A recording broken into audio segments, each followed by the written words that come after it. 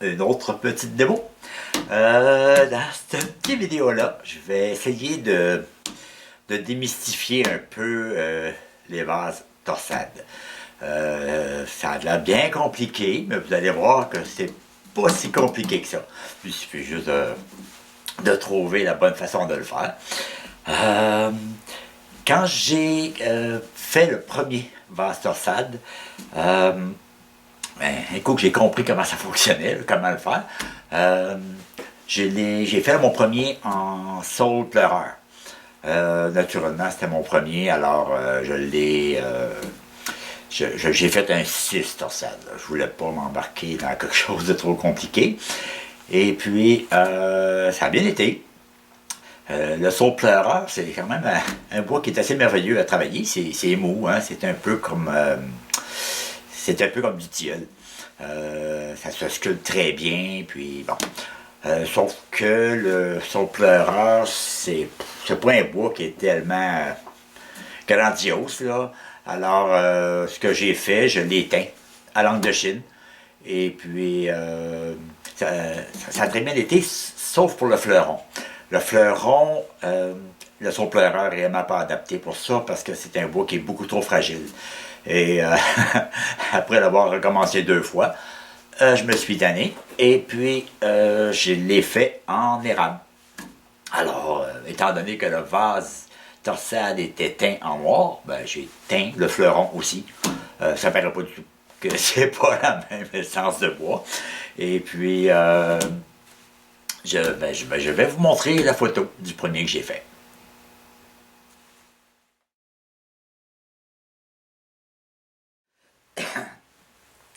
OK. Le deuxième que j'ai fait, naturellement, je tourne avec le bois que j'ai, alors je l'avais fait en chêne.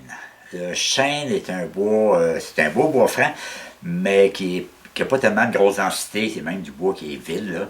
Et puis, un petit peu plus fragile à faire, il a fallu le faire que je sois très très minutieux pour ne pas briser une torsade. Malheureusement, ce vase-là, ben, pour ceux qui me connaissent, ils vont partir à rire, là. Ce vase-là c'est suicidé. Il s'est lancé en bas du manteau de foyer et il a éclaté en 25 000 morceaux. Entre les deux, là, il y avait un vase torsade. Et ici, il y avait un fleuron qui était torsadé aussi.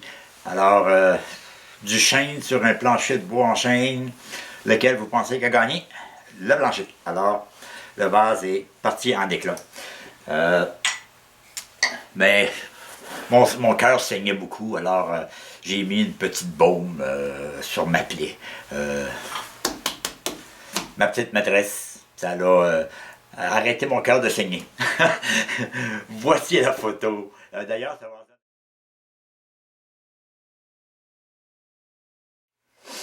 OK, le troisième vase torsade que j'ai fait, c'est un 12 torsade aussi. C'est de loin mon préféré. C'est celui que je trouve le plus beau. Et puis, bon, plus je le regarde, plus il monte de prix. Bon, j'ai un ami qui a une terre à bois. Et puis lui, c'est un tourneur de pièces de bois extrêmement rustiques.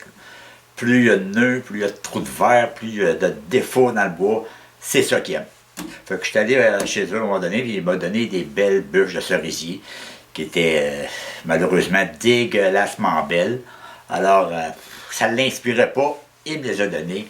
J'ai fait un vase à 12 torsades en cerisier, et puis le voici.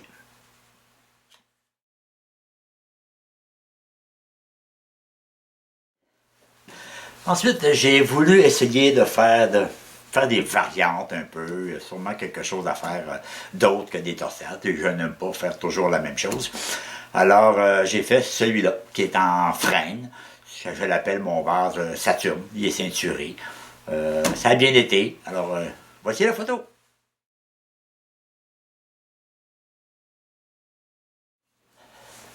Et le dernier que j'ai fait, en fait de variante, j'ai voulu faire 12 torsades à gauche, 12 torsades à droite. Et le creuset assez profond. Alors, ça a assez bien été. Sauf que je me suis aperçu, quand j'ai commencé à faire, ça me trouvait à faire un paquet de petits trous dans le vase, Là, j'ai commencé à calculer le nombre de trous que j'avais à mettre beau, qu'il fallait que je sculpte. Quand j'ai eu calculé, je me suis mis à pleurer, regarde. J'en avais 300 à mettre beau. Alors là, je me suis traité de, bon, crétin, épais, imbécile, nommez-les. Mais je l'ai fait. Ça m'a pris 160 heures à faire. Alors, le fleuron, là, il était j'ai fait un fleuron ordinaire. Faut arrêter à un moment donné, là. Mais c'est toutes des petites variantes qu'on peut faire sur un vase torsade.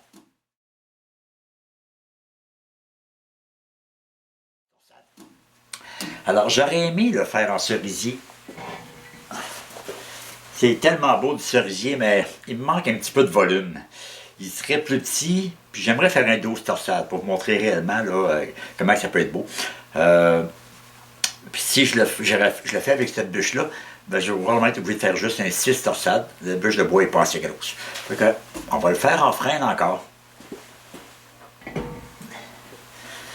Alors, je ne sais pas si vous le savez, mais pour faire mes vases torsades, là, avec le fleuron aussi, torsadé, on parle entre 75 et 100 heures de travail. C'est long. C'est pas compliqué. Vous allez voir, c'est pas tellement compliqué, mais c'est très long. Et puis, je vais en faire un. Je vais le faire en freine aussi. Qui est ici depuis, il est ici depuis 2013. Alors, on va faire ça en freine. Vu que c'est très très long, moi je ne ferai pas une vidéo de 5 heures. OK? Je vous ai montré comment je tournais un vase. Je vous ai montré comment je le creusais. Je vous ai montré comment faire un pied, un couvercle. Fait que je vais m'attarder seulement qu'aux parties qui sont très très longues, qui sont importantes là, pour faire un vase torsade. Soit le vase, environ une soixantaine d'heures, et le fleuron, une vingtaine d'heures certains. Alors, je vais juste m'attarder à ces deux petites particularités-là pour que vous compreniez comment ça fonctionne. Alors, je vais commencer à faire mon vase. Je vais le creuser, puis je vais vous revenir quand on va être rendu à l'étape des torsades. D'accord? OK, on est prêt à commencer. Dans les petites choses que j'ai pas mentionnées, c'est que quand on choisit notre pièce de bois pour faire un vase torsade, c'est très important d'en prendre un que le grain du bois est extrêmement droit. On prend ça réellement dans le tronc. Là. On peut voir ici que les lignes du bois sont droites. Il ne faut pas prendre ça près d'un embranchement parce que le bois le fil ne sera pas droit. Puis à la sculpture, vous risquez d'avoir des problèmes là, que ça casse. Chose importante, présentement, moi je l'ai déjà monté sur le socle. Son couvercle aussi est fait. J'ai mis ça dans mon jumbo jar. Si vous vous rappelez, moi je peux encore le mettre entre pointes parce que j'ai même une petite pastille. Si vous ne mettez pas de pastille, faites juste le signer à la main, bien vous pouvez garder votre tenon ici, puis le prendre dans la mâchoire numéro 1, puis faire votre travail sur votre vase. Chose importante, quand on fait un vase comme ça, le sablage ici à l'intérieur, là, on s'en fout. Ça c'est le fun de dire ça, hein? On s'en fout du sablage. Ce qu'il faut faire, c'est bien sabler le rebord ici, ainsi que l'intérieur. Parce que vous ne pourrez plus mettre le tour en rotation. Là. Et votre vase va être trop facile. Je vais faire mes repères, après ça je l'arrête, puis je vais même le débrancher, pour être sûr de ne pas avoir envie de peser sur le piton. Et il y a aussi le fond. Le fond, il faut bien le sabler. Parce que, je vais prendre mon cadavre là, encore, si vous laissez les graphines ici, ben, quand votre vase va être terminé, vous allez être obligé d'aller le sabler à travers vos branches. Et puis, vous allez risquer de les abîmer. Alors, le fond ici doit être très très bien sablé. Sur à peu près, quoi, 1,5 pouce, 2-3 cm à peu près, là. C'est pas bien grave, mais il faut qu'il soit déjà très bien sablé. Puis ici, on s'en fout parce qu'on va sculpter, on va ensabler beaucoup de petits barreaux. Maintenant. OK. Ici, j'ai mon point de départ. Je ne sais pas si vous pouvez le voir, je vais peut-être rapprocher. Ici, la petite ligne qui est ici, c'est le fond de mon vase. Je ne peux pas aller plus bas, naturellement. Et puis, si je reprends mon cadavre, vous voyez que j'ai comme une petite cuvette ici. Alors, je trouve ça plus beau. Alors, je vais me garder de l'espace, donc à peu près jusqu'ici. Ouais. Ensuite, je vais me servir pour commencer mes torsades avec une petite mèche Frostner, probablement 3-8. Je verrai si je prends une 3-8 ou un quart, mais d'après moi, ça va être une 3-8. Et puis, ça va être le point de départ de mes torsades. C'est important qu'ils soient tous égales. C'est ça qui fait la beauté. Alors, je vais mettre à peu près ici, comme ça. Ça fait que cette ligne-là va être mon point de repère pour le fond. Vous voyez, alors là, on va mettre ça le plus bas. OK.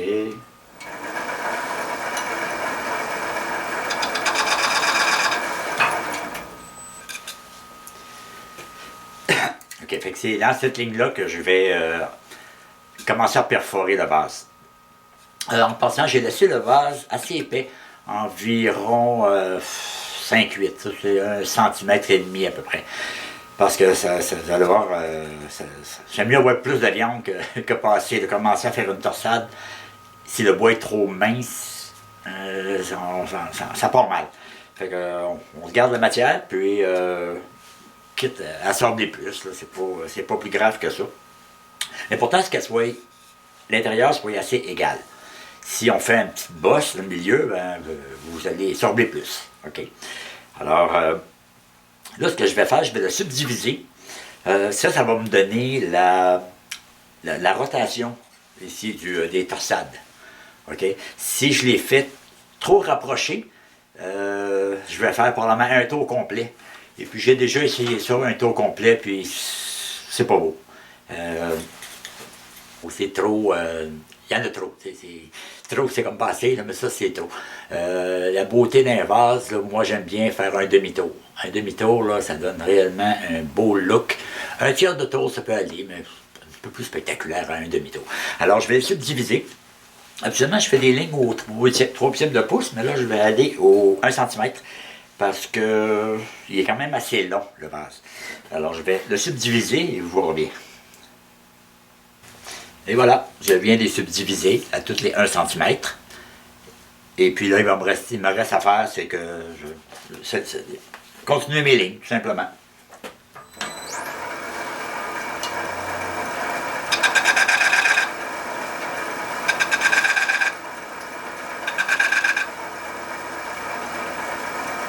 Et voilà, je les ai tous subdivisés à 1 cm. Comme vous pouvez voir, le bois m'a joué un petit peu des tours. C'est que j'ai des petits nœuds qui sont apparus dans le bois. Alors, ce que je vais faire, c'est que je vais essayer de les éliminer. Je vais creuser où il y a un petit nœud. Bien, si je suis chanceux. Et puis, on va voir ce que ça va donner. Maintenant, il reste à se diviser dans l'autre direction. Je vais me servir exactement de la même méthode que quand j'ai fait le vase tressé. Je vais me servir de mon séquenceur sur mon tour. Et puis je vais tracer des lignes. Je vais en tracer 48 parce que je vais faire 12 torsades. Fait que ça va me donner plus de jeu. Alors je m'installe et je reviens. OK, j'ai pratiquement terminé de tracer mes lignes. Je me sers de mon petit support avec un crayon, là, il est rendu court, puis qui est exactement à 12 pouces, soit le centre de ma pointe. Et puis je les trace tout simplement. Je vais changer de position, il m'en reste quelques-unes à faire.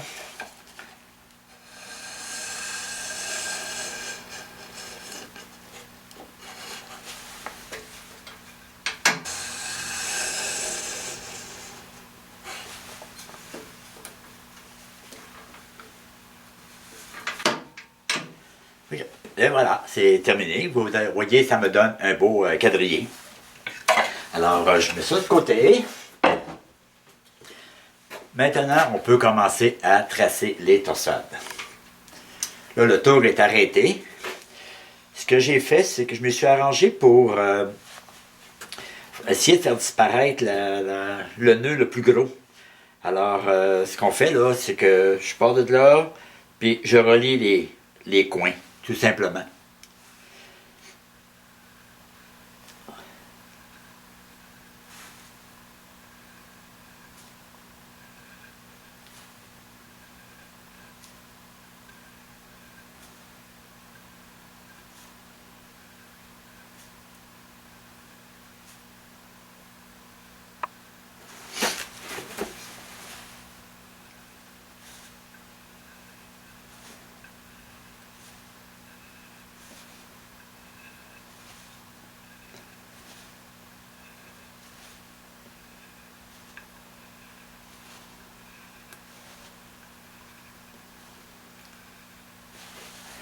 Et voilà, ça vous fait une torsade. Maintenant, à l'instant de vérité, je pars ici et je termine là. J'ai exactement un demi-tour. On voit très bien, là. Fait que ça va être réellement super beau. Si ça aurait été trop ou pas assez, ben là, j'aurais pu tout simplement tout effacer et refaire mes lignes plus proches ou plus éloignées. C'est ça qui détermine la spirale. Maintenant, j'ai fait 48 positions. J'ai besoin de 12 torsades. Alors, à toutes les 4 carreaux, je pars une autre torsade. 1, 2, 3, 4. 1, 2, 3, 4. Et je refais la même chose.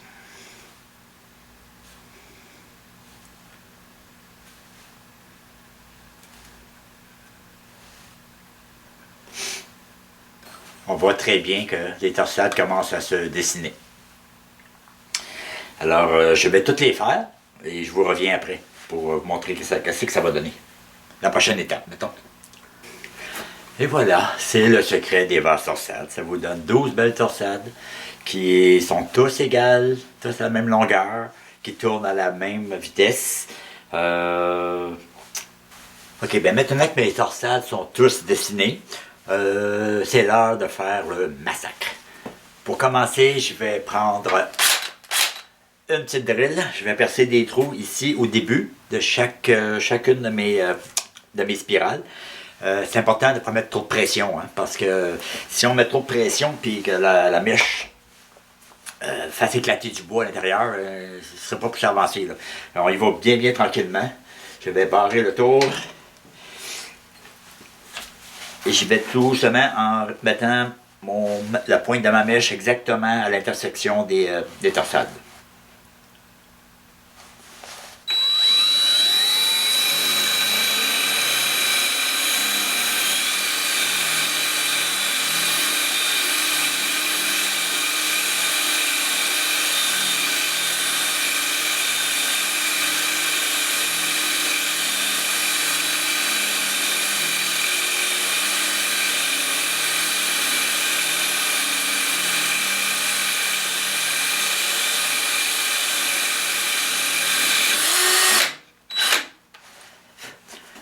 C'est la première qui fait mal au cœur. Après ça, ben, on s'en fout. Je vais en faire plusieurs, puis je vais vous montrer ça après. Et voilà, les 12 débuts de torsade sont faits. Maintenant, je vais aller faire le pied.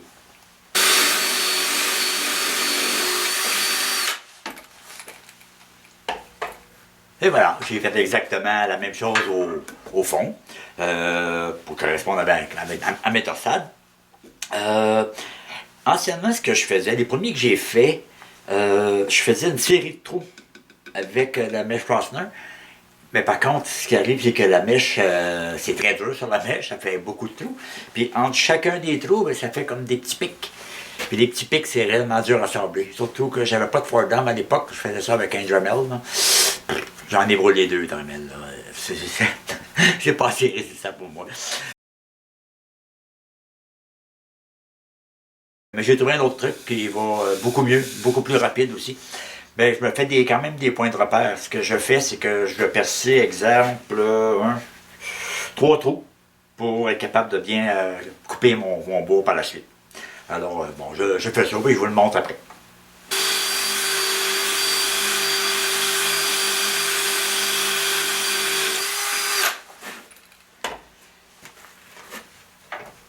Et voilà, j'ai percé 3 trous dans le milieu qui vont me servir uniquement de points de repère. Je vais les découper demain, parce que là, c'est l'heure de la bière. Et puis, ça ne paraît pas, mais je suis déjà rendu à 18 heures de travail dessus. J'ai loin d'avoir fini. Là. Alors, on continue ça demain. OK, on est prêt à commencer le massacre. Là, il est temps de tailler les torsades. Si vous pouvez voir, j'ai montré ici, je vais zoomer un petit peu. J'ai tracé des petites lignes ici, de chaque côté de mes trous, pour couper ma torsade. Et puis je vais couper un petit peu à l'intérieur. Je veux garder mes petits ronds ici. Là.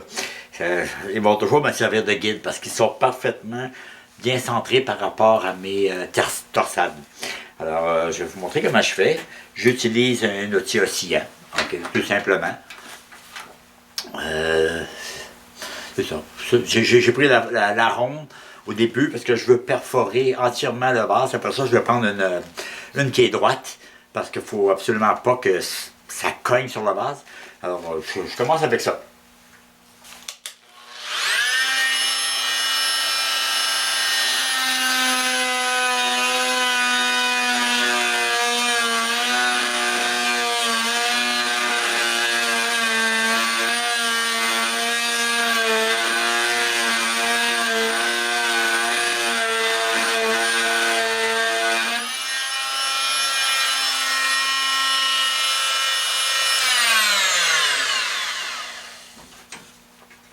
Ok, c'est juste pour être capable de rentrer le prochain couteau que je vais utiliser.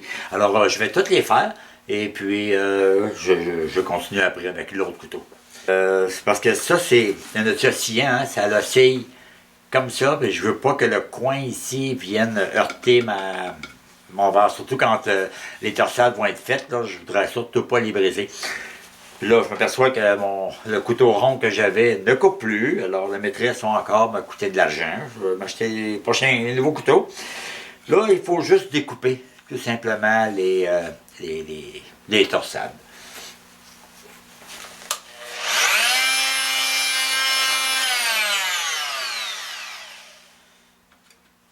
Je la rentre dedans et puis...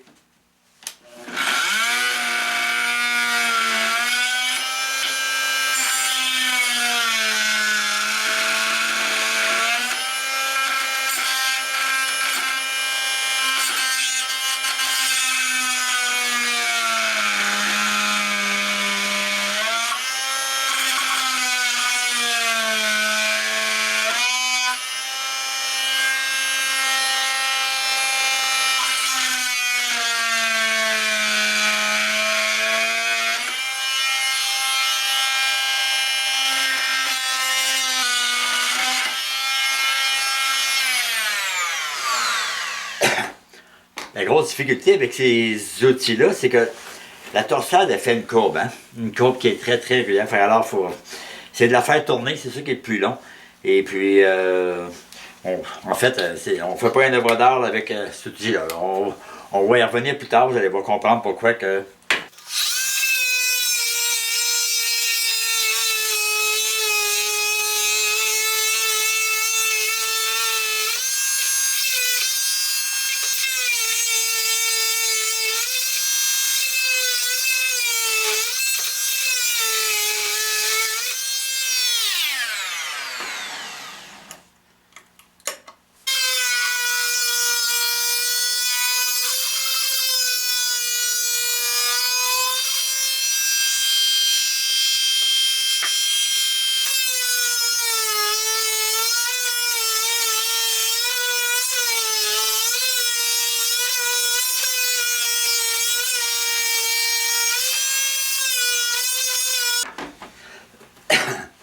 Ok, vous remarquez que j'utilise des petits caoutchouc mousse. C'est uniquement pour couper la vibration. Là. Je vais m'en servir tout le long du façonnage de mes torsades. Je les coupe comme ça. C'est extrêmement laid, mais bon. On est loin du produit final. Si vous remarquez...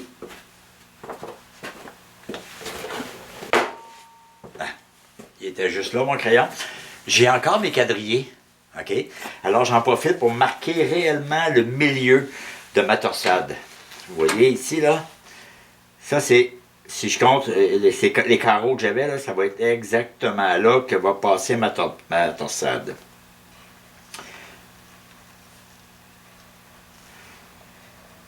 Alors, quand je vais venir le temps de la sculpter, je vais pouvoir enlever une quantité égale de matière des deux côtés pour être sûr que mes torsades soient tous réellement égales. Il ne faut pas en faire une petite, une grosse, une petite, une grosse. Ils doivent être tous pareils. C'est ça qui fait la beauté. Alors, je vais le finir et puis vous allez voir à la fin qu'est-ce que ça va donner. Et voilà, les 12 torsades sont creusées. Je sais ce que tu allais me dire, là. C'est franchement laid. Et oui, c'est laid. Mais on est loin. On est loin du but final. J'en ai profité pour tracer le dessus, étant donné que j'avais mon quadrillé, tracer le dessus de mes torsades. Alors, je vais pouvoir passer à l'étape suivante, mais je vais encore nettoyer un peu avec l'outil oscillant pour enlever un petit peu plus de matière en y allant très, très, très délicatement parce que c'est rendu très fragile. Rappelez-vous que les fibres du bois étaient très, très droites. OK? Mais là, j'ai les ai toutes coupées en billets. Là. Ils sont fragiles. C'est pour ça que ça me prend des supports. Vous allez voir un petit peu plus tard que des fois, j'en mets 2 fois plus que ça. J'en mets ici, puis j'en mets là quand je travaille dans le milieu, et ainsi de suite. C'est réellement pas le temps d'en casser une. Alors, je nettoie ça un peu. Après ça, je passe à l'étape suivante. OK, ben, la prochaine étape, ben, c'est tout simplement de se faire de la place pour travailler. Je vais juste adoucir un peu les arêtes. Il faut que je les enlève parce que ça va être très dur à assembler. Et puis, il y en a qui sont pas égales. Ici, j'ai beaucoup moins de matière de ce côté-là que j'en ai ici. Alors, je vais me fier à ma ligne centrale de ma torsade. Et puis, je vais l'égaliser. Je vais le faire au complet parce que ça, ben, je ne veux pas étirer le vidéo non plus trop long, là, trop longtemps. Et puis, s'il me vient quelque chose que j'ai oublié de mentionner, ben, je vais l'arrêter et je vais vous l'expliquer. Fait que je fais ça, je vous montre après ça. J'ai pas terminé, loin de là. C'est parce que là, je suis encore avec une râpe très agressive. J'essaie d'égaliser les deux côtés de ma torsade. Ce qui est important, là, c'est essayez pas d'en faire une super belle, après ça à l'autre, après ça à l'autre. Vous risquez d'en avoir une petite, une grosse, une petite, une grosse. Ou bien vous allez arriver à la 12e, là, elle va être beaucoup plus petite que la première. Elle est obligée de compenser. Fait qu'on les fait tous en même temps. C'est la même chose pour le sablage. J'arrête là pour aujourd'hui parce que je commence à avoir mal aux mains. Puis ça, c'est le meilleur conseil que je peux vous donner. Là, vous êtes fatigué, vous arrêtez. Ça se fait n'importe quoi, là. C'est parce que c'est là qu'on fait des gaffes. Et puis, bon. Je suis rendu. J'ai presque fait partir tous les trous que j'avais fait. Je vais continuer demain, avec des mains reposées.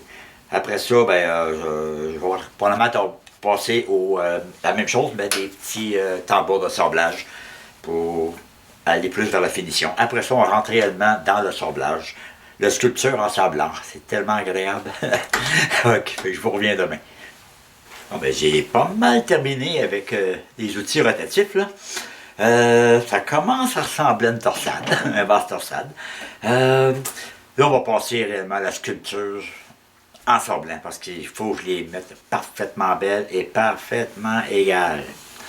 Pour le sabler, j'utilise plusieurs petits trucs. Un petit goujon pour aller faire les débuts ici et les fins, pour les mettre beaux. Ou ça peut être une vis aussi, là, ça fonctionne aussi bien. J'utilise des petites planchettes de bois aussi. Si je m'aperçois que par rapport à ma ligne, ma torsade a fait une petite courbe, ben, je vais aller la sabler sur les côtés en même temps que je vais la sabler avec du papier sablé sur toile. OK, c'est très important. Prenez un papier sablé qui est sur toile. Sur papier, vous allez donner 2 petits coups et le papier va casser. Alors, prenez ça sur toile. Ce qui est merveilleux avec ce papier sablé sur toile. On n'a pas besoin de sortir les ciseaux là, ou les couteaux pour les couper. Et puis, naturellement, ben là, faut sabler les barreaux. Il faut les mettre bien ronds. Je vais à la pêche. Et voilà. Et puis, je sable. C'est ça qui est le plus long. Et ça va me permettre aussi de sabler vers les côtés. Là, je leur mets des appuis pour être sûr de ne pas la casser. Même chose de l'autre côté. Et le dessus, quand il reste juste le dessus, là, on peut le faire à la main facilement. Qu'est-ce qui est bien aussi, c'est que plus la torsade commence à être bien sablée, je vois la torsade ici en dessous. Je vois si elle est bien sablée en dessous aussi. Alors, ça va bien, mais c'est très long, je vous le dis tout de suite. Présentement, je suis déjà rendu à 24 heures. Je vous l'avais dit que faire la base, c'est à peu près 60 heures. Je vais voir combien de temps que ça va prendre. Je vais le faire au papier sablé du 60, jusqu'à temps qu'il soit beau. je vais sortir le 220 puis 320, là, réellement, faire partir des petites graphines qu'il faut enlever, là. Et puis, c'est ça. Fait que, vous me garderez pas sablé pendant 20 heures, là. Je le fais. Vous comprenez le principe, hein? Ah oui, puis ça, une autre affaire. À un moment donné, vous venez commencer à avoir les mains qui commencent à faire mal, là. Vous pouvez prendre 2 paires de pinces, là, puis ça permet de continuer un petit peu. Mais ne vous acharnez pas, parce que à un moment donné, vos mains vont faire tellement mal que vous allez passer une très mauvaise soirée. Là. Vous allez avoir les mains là, qui réellement qui vous démangent. Alors, moi j'en fais à peu près 2 heures par jour. Après ça, je reviens le lendemain. Là. Je ne passe pas mes journées là-dessus. Là. Ça serait atroce. Alors, regardez, je fais ça. Et puis, si j'ai d'autres détails, ben, je vous reviens avec des détails. Là. Merci.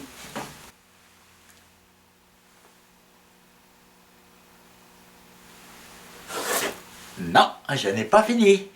Mais par contre, je viens de finir le sablage rugueux, là, le rough. Je suis à peu près à 54 heures. En faisant mon sablage rough, grossier, ça m'a permis de mettre toutes mes torsades égales. Et je me suis servi d'une petite clé de mécanicien pour mesurer, pour être sûr qu'ils sont tous pareils.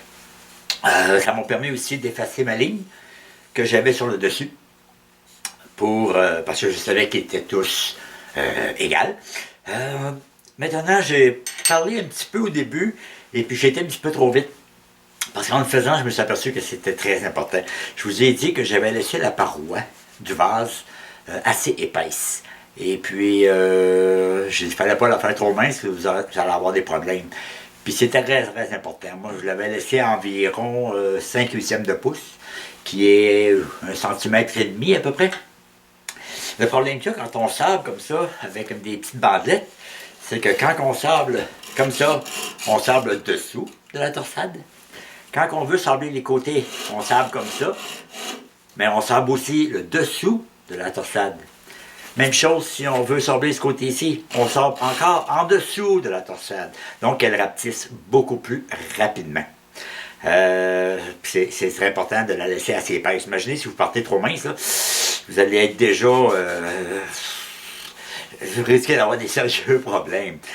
Et au pire aller, si votre torsade est ovale, parce que vous l'avez laissée réellement trop épaisse, bien, vous n'avez qu'à la sabler juste en dessous comme ça, en faisant attention de ne pas aller toucher les côtés, parce que là, ils sont tous égales et je suis bien content. Alors, je vous l'avais dit, je vais me rendre à 60 heures. Je vais me rendre à 60 heures. Parce que là, à partir de ce moment-là, je n'ai plus besoin d'outils de mesure. Je sais qu'ils sont égales, il me reste à garder la forme. Et ça va être uniquement à l'œil. Je veux qu'il soit beau. Parce que là, je vois beaucoup de graphiques de sablage, naturellement. Hein. Du 60, c'est très, très grossier. Et puis, là, ben, on la lâche pas. Tant qu'on n'est pas satisfait, quand tu es rendu à 54 heures, que ce soit 60, 65, même 70 heures, je m'en fous, je veux qu'il soit beau. Je le lâcherai pas tant que je ne serai pas content. Maintenant, voilà, c'est ça. Fait que je vais tout de suite passer au 220 pour enlever la plus grosse partie des graphines, toujours en m'assurant que mes lignes soient toujours très droites. Alors, bon, je le termine.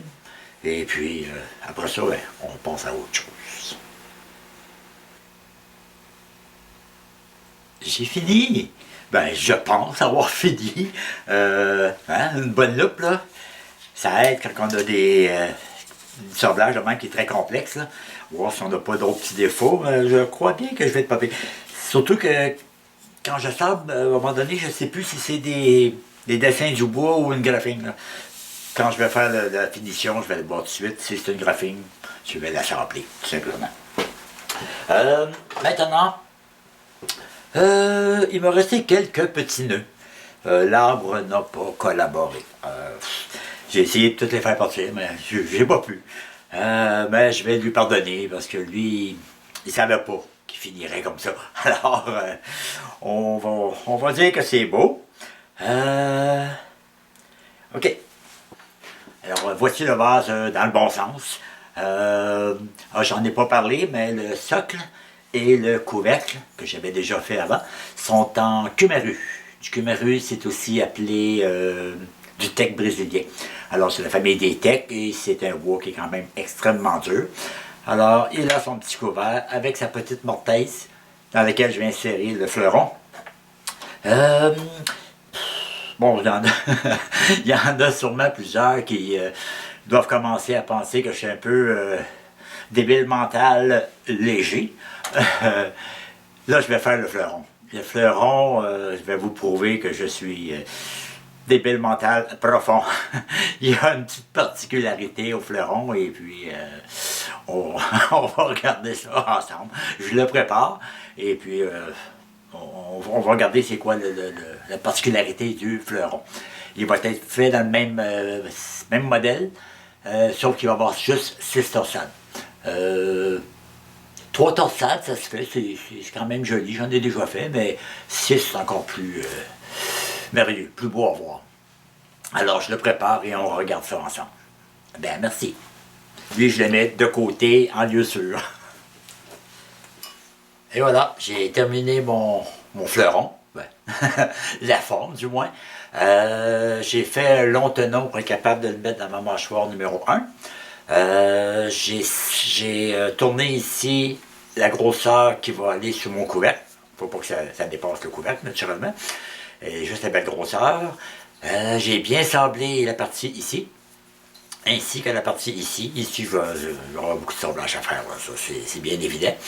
Cependant, pour travailler cette pièce-là, je vais avoir besoin d'un appui.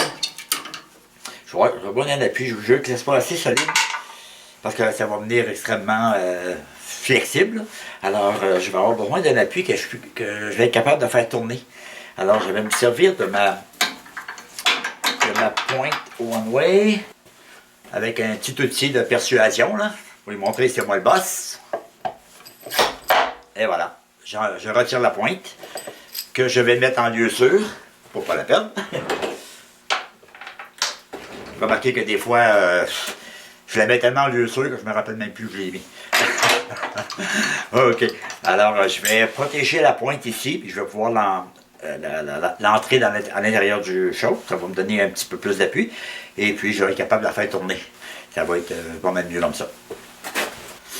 Et voilà, maintenant que je suis bien pris dans mon mandrin et bien sécurisé ici ma pointe, on va être prêt à commencer. Je vais faire exactement de la même façon que j'ai fait le vase. C'est-à-dire, je vais me faire un quadrillé, tout simplement. C'est sûr que je vais avoir juste 6 torsades. Alors, au lieu de faire 48 lignes horizontales, je vais en faire 24 pour me donner un petit peu de jeu. Et puis, ici, ben, je vais déterminer la distance entre chacune de mes verticales pour être sûr d'avoir un demi-tour, exactement comme le vase. C'est assez important. S'ils ne tournent pas à la même vitesse, ça va être un petit peu moins beau. Alors, regardez, je fais le quadrillé pour ne pas étirer la vidéo. Vous avez vu comment je faisais. Et puis, après ça, on attaque la partie sérieuse. Et voilà, les torsades sont tous tracés. J'ai utilisé un demi-centimètre. Et puis, j'arrive juste, regardez ça, tiens, un demi-tour parfait. Naturellement, on le fait tourner dans le même sens que la base. Hein, si on le fait tourner dans l'autre sens, ça ne sera pas tellement beau, mettons. Voyez-vous le problème avec le fleuron? C'est que j'ai pas de trou ici là, pour aller vider ça. Et j'en ai pas de l'autre côté non plus. Il est plein. Je dois le vider. C'est ça la grosse particularité du fleuron. Alors, j'ai pas le choix d'y aller, de faire des trous. Avec une mèche, ben, faire une série de trous pour carrément aller... et je vais devoir enfoncer ma mèche au moins aux 2/3 de la masse. Parce que je ne veux pas rester pris avec un petit bloc en dedans là, qui va m'empêcher de travailler. C'est très important. Mais ce que je vais faire au début, je vais juste les marquer. Et puis, je vais me servir de la pointe de la Frostner pour être bien précis. Et je vais faire l'autre à côté.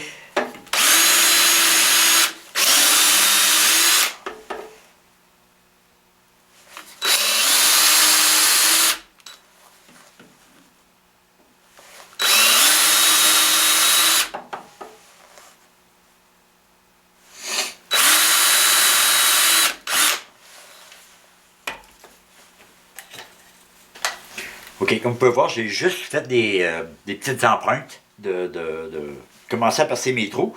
Euh, je vais faire exactement comme le vase.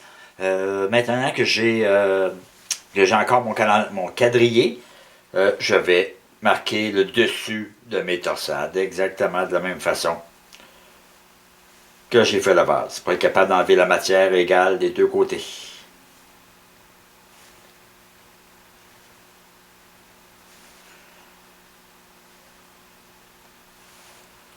Et voilà. Alors maintenant, je vais devoir percer jusqu'aux 2 tiers à peu près de ma boule. Et puis je vais mettre de côté la mèche Rossner.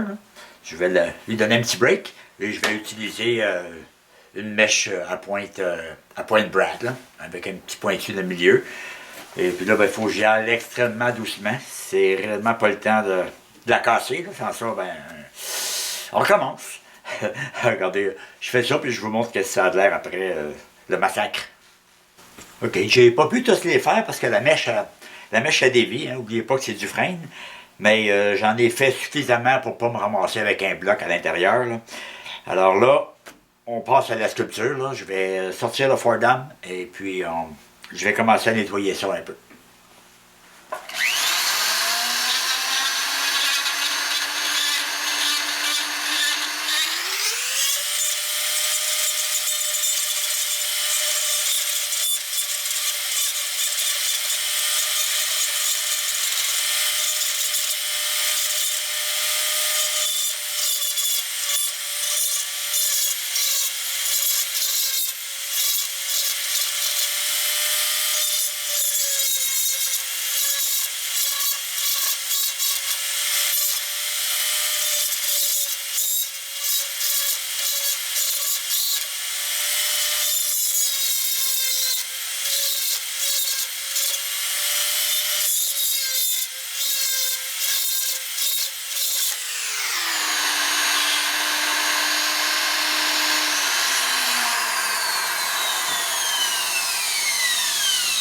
OK, fait qu'avec différentes meules, là, je vais être capable de nettoyer. Le problème qu'on a, c'est que on n'a pas beaucoup de place pour travailler.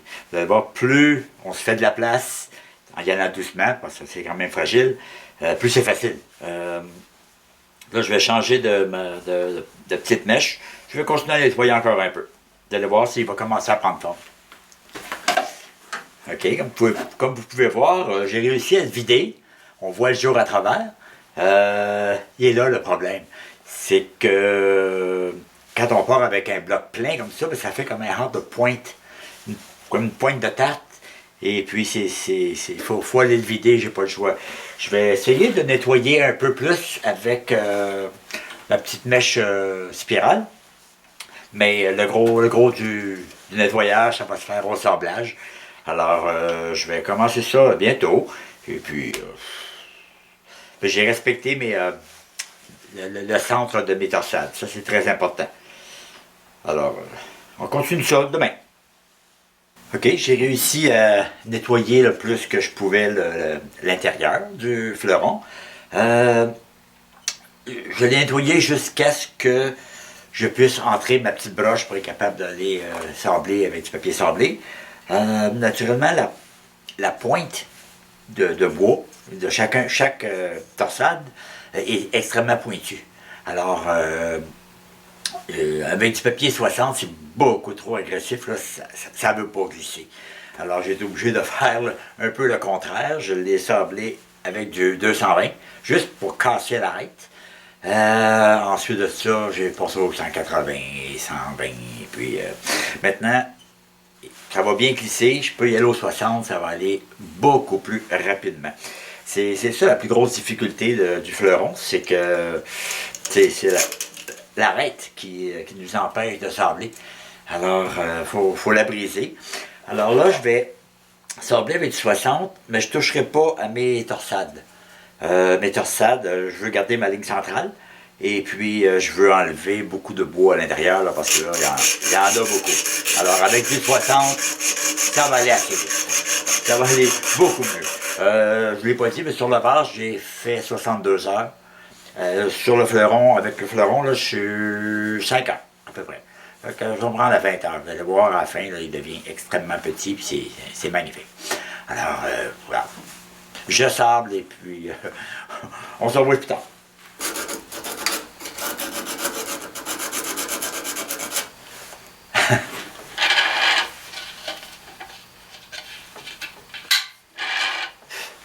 Notez que je suis rendu à 10 heures.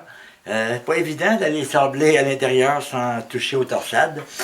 Remarquez que j'ai gardé encore ma ligne pour centrer mes torsades. Maintenant, le papier 60, c'est un petit peu rugueux. Je risque de les casser. Alors, demain, je vais passer au 120 pour que ce soit moins agressif et moins dur sur la torsade. Quoi qu'il ne bouge pas trop encore, mais je pense qu'il n'y a pas de chance. C'est pas le temps de les casser, mais vous voyez, ça commence à prendre forme. Alors, je continue demain. J'ai terminé de lui donner sa forme. Je n'ai pas terminé mon sablage. Là, ce qu'il me reste à faire, tout simplement, c'est d'y aller avec le sablage de finition. Là, 220, 320. Et comme le vase, je ne le lâcherai pas tant que je ne serai pas satisfait. Présentement, je dois être environ à 5 mm. Alors, ça commence à être petit. Alors, je vais prendre un papier qui est beaucoup moins agressif, là, 220, 320, le remettre très très beau. Après ça, ben, le travail va être terminé. Je commence à avoir hâte. Terminé. Ben, du moins, le sablage fin. Maintenant, qu'est-ce qu'il me reste à faire? C'est que j'ai mesuré la profondeur de ma mortaise. Et puis, il ne me reste qu'à couper mon tenon à la bonne longueur. J'ai fait une petite marque.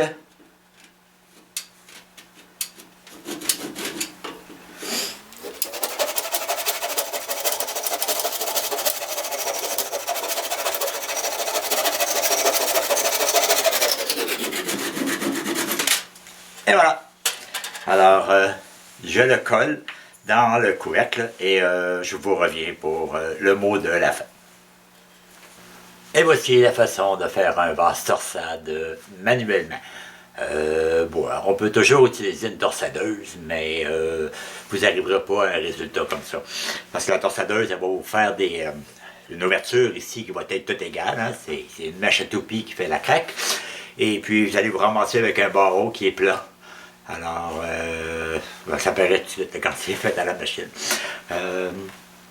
Si vous voulez arriver au même résultat, vous n'aurez pas le choix. Vous n'aurez pas le choix de sabler. Je vous avais dit 62 heures pour le vase, 16 heures pour le fleuron. Ça fait 78. Ouais, c'est ça, 78.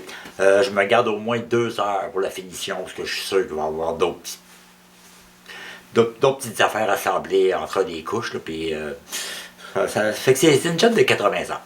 Je vous avais dit que j'étais un petit peu débile mental pour le fond. Mais c'est quand même le fun à faire. Toutes les fois que j'en fais un, je me dis, bon, c'est le dernier que je fais, mais regardez, c'est mon 6e. Plus ça prend forme, plus c'est le fun à travailler, plus c'est beau, puis plus on est content de notre travail. Alors, vous voyez, c'est pas tellement compliqué à faire. Hein? Il faut juste avoir de la patience. En fait, ceux qui ont autant de patience qu'un pitbull dans un magasin de porcelaine, ben, ceci est une excellente thérapie. Vous allez sauver des frais de psychologue. Alors, pour la finition, je vais en parler parce que je passe toujours très vite là-dessus. Je mets ça de côté. Je lui remets sa petite pointe avant de la perdre. J'emploie toujours du polychiffon Minwax. Polychiffon Minwax, là, en anglais, c'est du wipe-on poly. Et puis en français, ben, c'est du poly applicable au chiffon. Ça, on trouve ça dans toutes les grandes surfaces. Toutes les grosses quincailleries ont ça. Là. On s'enfarge dedans tellement il y en a. C'est pas un problème, c'est pas l'affaire qui est dure à trouver. Pour ceux qui sont en Europe, j'imagine, je ne sais pas si les produits Minwax se vendent en Europe, mais vous avez sûrement quelque chose d'équivalent. La beauté de ce produit-là, c'est qu'il est extrêmement liquide. Et puis, il s'applique au chiffon avec un petit linge. Moi, je prends des linges d'atelier, tout simplement. Je l'essuie. La beauté de ça, c'est vu qu'il est très liquide, ben, il ne laisse pas de stries. Du tout, du tout, du tout. Alors, c'est merveilleux. Et puis, à un moment donné, vous allez atteindre sa brillance maximum, même si vous en mettiez 22 couches, il ne brillera pas plus. Ça fait que c'est très le fun quand on veut faire une petite retouche. On a fini, puis on voit un petit défaut. On sort le petit défaut, on en remet juste où est-ce qu'il y a le défaut, puis ça ne paraît pas du tout, du tout, du tout. Maintenant, ben, dans un vase, comme le vase torsade, j'ai pas le choix d'y aller au pinceau pour faire toutes les torsades. Naturellement, faut pas faire de coulisses. Si on fait des coulisses, retour sur le tour, et on ressable, il faut enlever les coulisses. Là. Fait qu'on y va très très doucement, par couches très très minces. C'est du frein, probablement je vais en mettre 4 couches à peu près. Alors, c'est mon petit secret de finition. Ça fonctionne très très bien, puis moi j'aime bien ça. Je me casse plus la tête avec des recettes qui n'en finissent plus. Alors, je fais ma finition et je vous montre le produit final. Merci.